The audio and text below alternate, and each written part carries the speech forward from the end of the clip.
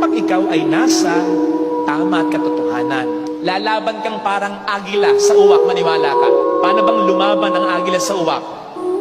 Kasi ang uwak, sasakayan sa agila. Ayan, katulad yan. Pagsakay niya sa agila, tutukain yan likod ng agila. Pero yung agila, pansinin po ninyo, ay, hindi makikipaglaban ng head-on yan. Hindi pipiglas yung agila at harapin yung uwak. Total, mas malaki naman siya, mas malakas naman siya. Hindi. Ang gagawin ng agila, hindi mababuzzer yan. Lilipad lang ng lilipad yan. Pagkataas-taas, pagkataas-taas. Kasi habang lumilipad pala ng napakataas ng agila, numinipis naman ang oxygen para sa uwak. Hanggang sa, ang uwak ay hindi na makahinga. Hindi nakakayanin. Lalagpak. Bibitaw na lang siya.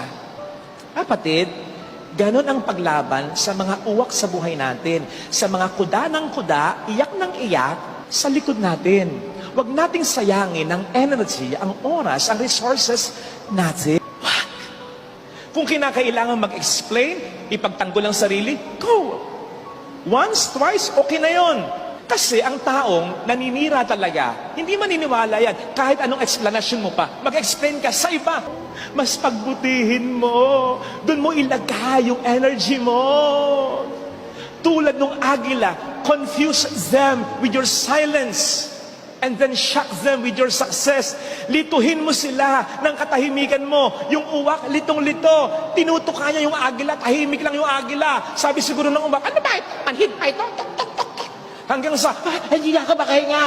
Nasurpresa siya. Ang taas-taas na pala ng lipad ng agila.